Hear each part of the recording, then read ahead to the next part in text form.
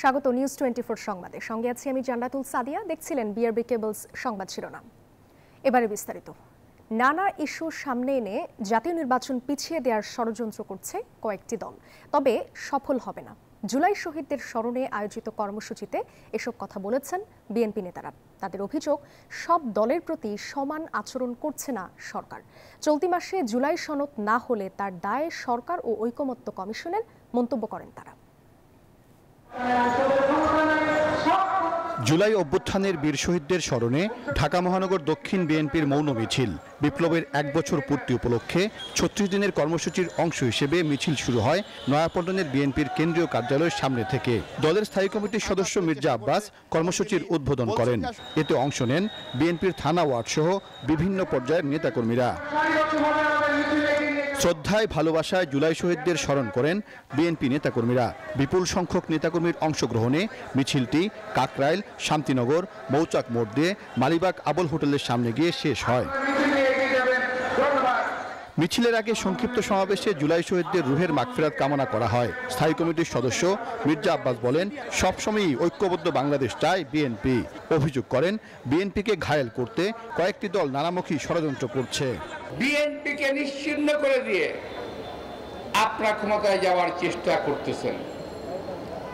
আপনারা ভাবছেন বিএনপি যদি না থাকে তাহলে আপনাদের ক্ষমতায় যাওয়ার পথ প্রশস্ত হয়ে গেল। প্রশ্ন তুলেন সরকারের নিরপেক্ষতা নিয়েও। একটি দলকে আপনি কোলে রেখেছেন, আরেকটি দলকে রেখেছেন কাকে। এদিকে রাজধানীর মিরপুরে মৌন মিছিল কর্মসূচি পালন করে ঢাকা মহানগর উত্তর বিএনপি। কর্মসূচিতে অংশ নেন বিএনপির স্থায়ী কমিটির সদস্য সালাহউদ্দিন আহমেদ। মিছিলটি পল্লবী থেকে শুরু হয়ে মিরপুর শেওড়াপাড়ায় গিয়ে শেষ হয়। মিছিলের আগে সালাউদ্দিন আহমেদ জানান, জুলাই সনদের বিষয়ে আন্তরিক বিএনপি, তারপরেও বিএনপির বিরুদ্ধে চালানো হচ্ছে সীমাহীন অপপ্রচার।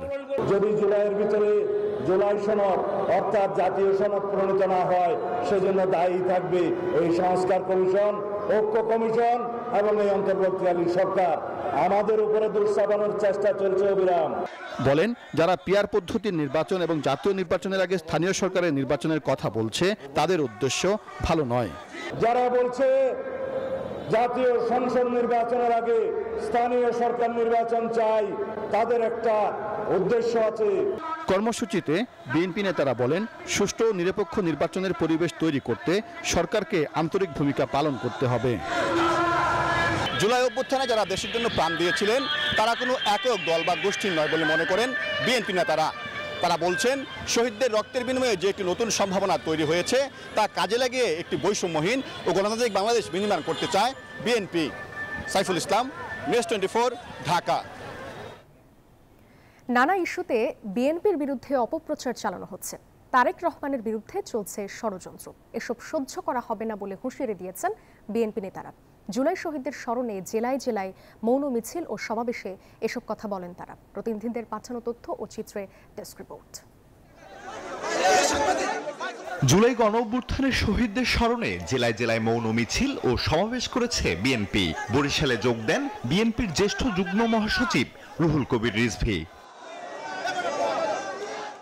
বলেন, গোপালগঞ্জ তো বাংলাদেশের বাইরে নয়, সেখানে কিভাবে স্বৈরাচারের দোসররা এনসিপির উপরে আক্রমণ করে। আপনাদের উদ্দেশ্য যদি ভালো হতো, যদি ভালো হয়, তাহলে প্রতিটা স্বৈরাচারের সাহস পেত না। তারা দেখছে আন্দোলনকামী শক্তির মধ্যে ঐক্যের অভাব হয়েছে। তাহলে গোপালগঞ্জ কি বাংলাদেশের বাইরে? গোপালগঞ্জ কি কলকাতায়? গোপালগঞ্জ কি রাজস্থানে? তাহলে সেইখানে পতিত স্বৈরাচারের দোসররা কি করে আক্রমণ করে এনসিপির লোকজনদেরকে? শুক্রবার বিকেলে চট্টগ্রামের নসিমন ভবন দলীয় কার্যালয়ের সামনের সড়ক থেকে মৌন মিছিলটি শহরের গুরুত্বপূর্ণ সড়ক প্রদক্ষিণ করে, পরে নিউ মার্কেট মোড়ে গিয়ে শেষ হয়। পটুয়াখালীর প্রেস ক্লাব চত্বরে মৌন মিছিল ও আয়োজিত দোয়া মাহফিলে যোগ দেন বিএনপির কেন্দ্রীয় ভাইস চেয়ারম্যান আলতাফ হোসেন চৌধুরী। বলেন, আগামী নির্বাচন হবে অতীতের যে কোনো নির্বাচনের চেয়ে কঠিন। আমাদের কাজ হবে এখন আগামী নির্বাচনের জন্য প্রস্তুত, কারণ অল্প কয়েক মাস সময় হাতে আছে। এছাড়া নরসিংদীতে জুলাই আন্দোলনের প্রথম শহীদ তাহমিদ ভুঁইয়ার কবরে পুষ্পস্তবক অর্পণ করা হয়। এছাড়া নাটোর, রাজশাহী, ব্রাহ্মণবাড়িয়া, কুমিল্লা সহ দেশের বিভিন্ন স্থানে মৌন মিছিল ও সমাবেশ করে BNP. Desk report, news 24। July ঐক্যের প্রাচীরে ধরেছে বিভেদের ফাটল। যে রাজনৈতিক দলগুলোর প্রচেষ্টায় একদিন ভেঙে পড়েছিল স্বৈরশাসনের মসনদ, তারাই আজ একে অপরকে ঘায়েল করতে মরিয়া। দোষারোপের রাজনীতিতে দলগুলো জড়িয়েছে অশালীন স্লোগানে, ফলে পারস্পরিক সংহতির বদলে বাড়ছে দূরত্ব, যাকে আত্মঘাতী বলছেন বিশ্লেষকরা। নাইম আলচিকোর রিপোর্টে বিস্তারিত।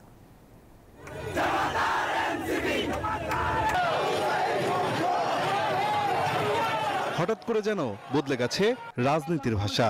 রাজনীতির বয়ানে চলছে শীর্ষ নেতাদের চরিত্র হরণ। স্বৈরশাসক পতনে এক থাকা দলগুলোতে এখন যেন বিভক্তির সুর। ক্ষমতার এ লড়াইয়ে আবারও সেই পুরনো অস্ত্র একে অন্যের ওপর কালিমা লেপনের। জামাত রাজাকার এই দল বাংলাদেশে রাজনীতি করতে পারবে না। রাজনীতির এমন অপচর্চা ভবিষ্যতে সহিংসতা পর্যায়ে গড়াতে পারে বলে আশঙ্কা বিশেষজ্ঞদের। কাঁটা থেকে হয়তো সারা হাতে আপনার গ্যাংগ্রিন ছড়ায় যেতে পারে। একটা ছোট্ট বিষয়কে যদি আপনি অ্যাড্রেস না করেন, সমাধান না করেন সংকটের, তখন সেই সংকটটা বড় হয়ে যেতে পারে। সুতরাং এগুলোকে অ্যাড্রেস করা ভালো। ফ্যাসিজম বাধ্য করেছিল তাদেরকে একতাবদ্ধ হতে, সেই একতাটা ভেঙে গেল। এখন ভেঙে যাওয়াটাও খুব চিন্তার বিষয় ছিল না, যদি সেটা বৈরিতার পর্যায়ে না যেত, শত্রুতার পর্যায়ে না যেত। তারা বলছেন দোষারোপের রাজনীতিতে জুলাই ঐক্যের প্রাচীরে তৈরি করেছে বিভেদের ফাটল। পারস্পরিক সংহতির বদলে বাড়ছে দূরত্ব, যাকে আত্মঘাতী বলছেন বিশ্লেষকরা। ভিন্নমত থাকবে, কাদা ছোড়াছড়ি থাকাটা বাঞ্ছনীয় না, এবং এটা থেকে উত্তরণ ঘটাইতে পারে আমার মনে হয় এটা ডক্টর ইউনূসকে এই মুহূর্তে, এই সময়ের জন্য এটা ইউনূসকে উদ্যোগ নিতে হবে। নতুন পাওয়া স্বাধীনতা, সেটা কথার স্বাধীনতা বা কর্মকাণ্ড পরিচালনার যে স্বাধীনতা, এটা এই সুযোগটা কিভাবে সঠিকভাবে ব্যবহার করা উচিত, সেই সম্পর্কে রাজনৈতিক দলগুলোর মধ্যে আপনার ধারণার অভাব আছে। রাজনীতির এমন অপসংস্কৃতি থেকে বেরিয়ে আসতে না পারলে সুবিধাভোগীরা এর সুযোগ নিতে পারে বলে আশঙ্কা বিশেষজ্ঞদের। নাইম আলচিকো, নিউজ 24, ঢাকা। ফ্যাসিবাদ দূর করার লড়াই এখনও শেষ হয়নি বলে মন্তব্য করেছেন এনসিপি নেতারা। শুক্রবার 3টি জেলায় পদযাত্রা ও পথসভায় এসব কথা বলেন তারা। নেতারা বলেন, আগামী দিনের রাজনীতিতে আর সন্ত্রাসীদের জায়গা হবে না। আওয়ামী লীগ আর বাংলাদেশে রাজনীতি করতে পারবে না। দলটি প্রমাণ করেছে তারা ভারতের রাজনৈতিক দল, মন্তব্য করেন এনসিপি নেতারা। দেশ গড়তে জুলাই পদযাত্রার 18তম দিনে নারায়ণগঞ্জ শহরে জাতীয় নাগরিক পার্টি এনসিপির পদযাত্রা ও পথসভা। একই দিন সকালে মুন্সিগঞ্জেও পদযাত্রা ও পথসভা করে দলটি। এই সময় এনসিপি নেতারা বলেন, আওয়ামী লীগ বাংলাদেশের কোনো রাজনৈতিক দল নয়, রাজনীতিতে তাদের আর ফিরে আসার সুযোগ নেই। আওয়ামী লীগের বিরুদ্ধে সবাইকে ঐক্যবদ্ধ থাকতে হবে বলেও জানান তারা।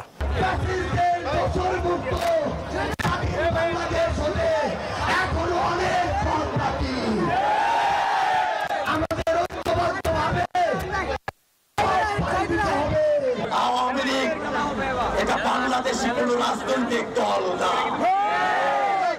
এটা ভারতীয় দল।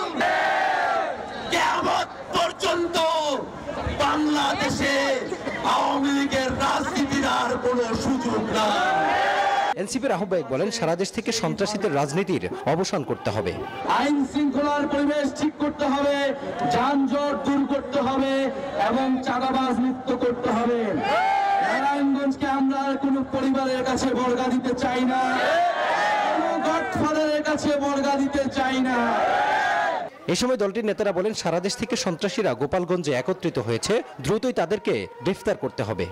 জুলাই পদযাত্রার মুন্সিগঞ্জ এবং নারায়ণগঞ্জের পথসভায় এনসিপির শীর্ষ নেতারা বললেন, হামলা কিংবা ষড়যন্ত্র কোনো বাধায় এনসিপির অগ্রযাত্রাকে বাধা দিতে পারবে না। ফ্যাসিবাদ ব্যবস্থার বিলোপ এবং সাধারণ মানুষের অধিকার প্রতিষ্ঠার যে অগ্রযাত্রা নিয়ে মাঠে নেমেছেন তা সফল করে ঘরে ফিরবেন তারা। মাজহারুল ইসলাম, নিউজ 24, নারায়ণগঞ্জ। নির্বাচনে পেয়ার পদ্ধতি ও জুলাই গণহত্যার দৃশ্যমান বিচার নিশ্চিত সহ 7 দফা দাবি নিয়ে শনিবার জাতীয় সমাবেশ করবে জামায়াতে ইসলামী। রাজধানীর সোহরাওয়ার্দী উদ্যানে হবে এই সমাবেশ। শুক্রবার দুপুরে সমাবেশ স্থল পরিদর্শনে আসেন দলটির সেক্রেটারি জেনারেল মিয়া গোলাম পরোয়ার। বলেন, সমাবেশ স্থলে আগত সবার সার্বিক নিরাপত্তা নিশ্চিত করা হবে। দীর্ঘ সময় পর জামায়াতের এই আয়োজনে স্বতঃস্ফূর্তভাবে সব পর্যায়ের নেতাকর্মীরা অংশ নেবেন বলেও জানান তিনি। নৌপথ এবং সড়ক পথ, সমস্ত রেলপথ, সব দিক থেকে আমাদের লোকেরা কিন্তু সকাল থেকে রাতেই ঢাকায় প্রবেশ শুরু করবে ইনশাআল্লাহ। 7 দফা এবং আরো দফা জনগণের বাড়ছে। এই সমাবেশ যত এগিয়ে আসছে, গণ দাবি তত বৃদ্ধি পাচ্ছে। সবই জাতীয় নেতৃবৃন্দ আগামীকাল এই সমাবেশ থেকে ইনশাআল্লাহ উচ্চকিত করবেন।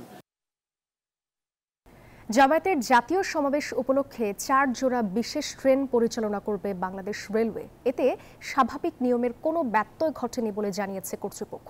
শুক্রবার রাতে রেলওয়ের ভেরিফাইড ফেসবুক পেজে কথা জানানো হয়। তাতে বলা হয়, ট্রেন বরাদ্দ ঘিরে বিভ্রান্তিমূলক প্রচারণা চলছে। অতীতেও বিভিন্ন রাজনৈতিক কর্মসূচি উপলক্ষে আবেদনের প্রেক্ষিতে নিয়ম মেনে বিশেষ ট্রেন পরিচালনার নজির রয়েছে। পোস্টে আরও জানানো হয়, বিশেষ ট্রেনের ভাড়া অগ্রিম পরিশোধ করেছে জামায়াত। এটি রেলওয়ের বাণিজ্যিক সিদ্ধান্ত, এর সঙ্গে দলীয় রাজনীতির কোনো সম্পর্ক নেই। ঢাকায় আনুষ্ঠানিকভাবে জাতিসংঘ মানবাধিকার কমিশন অফিসের কাজ শুরু হয়েছে। এ বিষয়ে 3 বছর মেয়াদী সমঝোতা স্মারক সই হয়েছে। শুক্রবার এক বিজ্ঞপ্তিতে একথা জানিয়েছে জাতিসংঘের মানবাধিকার বিষয়ক হাই কমিশনারের দপ্তর। বাংলাদেশে মানবাধিকার সুরক্ষা ও বিকাশের লক্ষ্যে মিশন চালুর বিষয়ে চলতি সপ্তাহে সমঝোতা স্মারকটি সই হয়। এতে সই করেন জাতিসংঘের মানবাধিকার হাই কমিশনার ফলকার তুর্ক ও বাংলাদেশের পররাষ্ট্র সচিব আসাদ আলম সিয়াম। নতুন এই মিশন বিভিন্ন ক্ষেত্রে প্রশিক্ষণ ও কারিগরি সহায়তা প্রদান করবে জাতিসংঘ।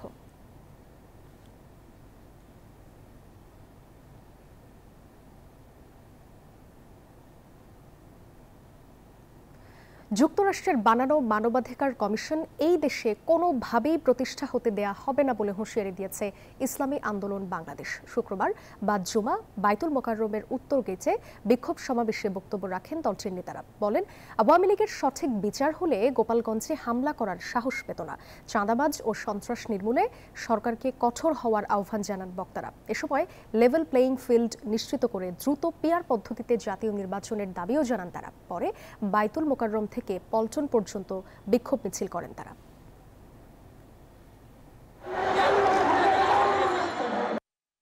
জুলাই অভ্যুত্থানের 1 বছর পূর্তি হলো, আজ পর্যন্ত আওয়ামী ফ্যাসিবাদের সাথে যুক্ত, খুনের সাথে যুক্ত আওয়ামী নেতাকর্মীদেরকে যথাযথভাবে আইনের আওতায় না আনার ফলেই সারা দেশে আজকে আইন শৃঙ্খলার এই অবনতি। ওই আমেরিকার মানবাধিকার আমরা চাই না। ওই আমেরিকার মানবাধিকার ফিরে যাক। ওই দেশে ভিন দেশে কোনো মানবাধিকার সংস্থা, কোনো অফিস এই দেশে হতে দেব না ইনশাআল্লাহ। দর্শক, করোনা ভাইরাস ও বিভিন্ন সংক্রমণ থেকে রক্ষা পেতে সবসময় হাত স্যানিটাইজেশন করুন, সুরক্ষিত থাকুন। যাচ্ছি পরবর্তী সংবাদে। আগামীতে আর কেউ যেন ইন্টারনেট সংযোগ বন্ধ করতে না পারে, শিগগিরই এমন সংশোধনী প্রস্তাব পাশ করা হচ্ছে, এমন তথ্য দিয়েছেন প্রধান উপদেষ্টার বিশেষ সহকারী ফয়জ আহমদ তৈয়ব। শুক্রবার বিকেলে রাজধানীর ইন্টারকন্টিনেন্টালের হোটেলে বাংলাদেশের স্টারলিংক পরিষেবা চালু সম্পর্কিত সংবাদ সম্মেলনে একথা বলেন তিনি। এ সময়ে আরও উপস্থিত ছিলেন প্রেস সচিব শফিকুল আলম ও স্পেস এক্সের ভাইস প্রেসিডেন্ট লরেন ড্রেয়ার সহ স্টারলিংকের সহকারী কর্মকর্তারা। বন্ধমান নিয়ন্ত্রণ প্রস্তাব আমরা কমিউনিকেট করেছি, আমাদের সরকারের নীতিগত সিদ্ধান্ত, আমরা কখনোই কোনো অবস্থাতেই ইন্টারনেট বন্ধ করব না এবং ভবিষ্যতেও যাতে কোনো সরকার ইন্টারনেট বন্ধ করতে না পারে সেজন্য আমরা টেলিযোগাযোগ আইনের সংশোধন করব। আমরা ব্যাকগ্রাউন্ডে কাজ করছি। যেহেতু এটা অত্যন্ত জটিল ধরনের আইন, আমাদের একটু সময় লাগছে। ব্যক্তি এবং স্থান, শহর এবং গ্রাম, পাহাড় এবং সমতল, স্টারলিংক এসব নিরপেক্ষ। অর্থাৎ ঢাকায় যেই সেবাটা পাওয়া যাচ্ছে, এই গ্রামে সুনামগঞ্জের হাওড়ে কিংবা খাগড়াছড়ি গ্রামে কিংবা পটুয়াখালী দ্বীপে কিংবা আপনার উপকূলীয় অঞ্চলে সব একই ধরনের সেবা পাওয়া যায়। জুলাই আগস্ট অভ্যুত্থানের স্বপ্ন বাস্তবায়ন একটা ম্যারাথনের মতো, সময় যতই লাগুক এটা বাস্তবায়ন করতে হবে। শুক্রবার জুলাই আগস্ট গণ অভ্যুত্থান দিবস উপলক্ষে প্রতীকী ম্যারাথনে অংশ নিয়ে এসব কথা বলেন যুব ও ক্রীড়া উপদেষ্টা আসিফ মাহমুদ সজীব ভূঁইয়া। জানান, স্বৈরাচার হটাতে জুলাই শহীদদের চেষ্টা ছিল হাল না ছাড়া ম্যারাথনের মতোই। জুলাই গণঅভ্যুত্থানের শহীদ এবং আহতদের স্মরণ করা, তাদের যেই ত্যাগের ফলে আমরা এই নতুন বাংলাদেশ সৃষ্টির স্বপ্ন দেখছি, বাস্তবায়নে কাজ করছি, সেই ত্যাগকে স্মরণ করার জন্য আজকের এই প্রতীকী ম্যারাথন। টানা বৃষ্টির প্রভাব পড়েছে রাজধানীর কাঁচা বাজারে। যোগান কমায় বেশ কিছু সবজির দাম চড়া। কাঁচামরিচ বিক্রি হচ্ছে 150 থেকে 200 টাকা কেজিতে। তবে স্থিতিশীল রয়েছে মাছ, মাংস ও মুরগির দাম। সপ্তাহান্তে অস্থির রাজধানীর কাঁচা বাজার। সবজির দাম প্রতি কেজিতে বেড়েছে 20 থেকে 30 টাকা পর্যন্ত। সবচেয়ে বেশি বেড়েছে কাঁচামরিচের দাম। বিক্রেতারা দিচ্ছেন বৃষ্টির দোহাই, বলছেন বাড়তে পারে আরো। সেই সবজিগুলো বর্ষার সিজন তো দাম বেশি, সব সবজিরই দাম বেশি। গেছে সপ্তাহ থেকে এই সপ্তাহে কেজি 10 থেকে 20 টাকা সবকিছু বেশি। কোথাও কিছু একটা ঝামেলা আছে আপনার, এই কারণে মরিচের দাম আপনার 200 থেকে 300 এর মধ্যে ঘুরতেছে, যেটা মধ্যবিত্তের জন্য অনেক টাফ আপনার বাজারে। এই মিলেই চলতে আছে, তবে কমার সম্ভাবনা নাই এই বর্ষার ভিতরে। তবে স্বস্তি মিলছে মাছ মাংসের বাজারে। মুরগির বাজারেও নেই বড় পরিবর্তন। ব্রয়লার 150 আর সোনালী মুরগি বিক্রি হচ্ছে 280 টাকায়। মুরগির দাম আজকে বাড়ানো কম না, ব্রয়লারের 150, সোনালী 280। মুরগির দামটা তুলনামূলকভাবে কমই আছে এবং দামটা স্বাভাবিক আছে, বেশি একটা উঠানামা করতেছে না। নিজেদের অসহায়ত্ব প্রকাশ করে ক্রেতারা বলছেন বৃষ্টির খোঁড়া অজুহাতে জিম্মি তারা। কেনার পক্ষে অনেক কঠিন হয়ে যায়, তাদের যে ইনকাম আয়ের উপরে মানে ব্যয় বেশি হয়ে যায়।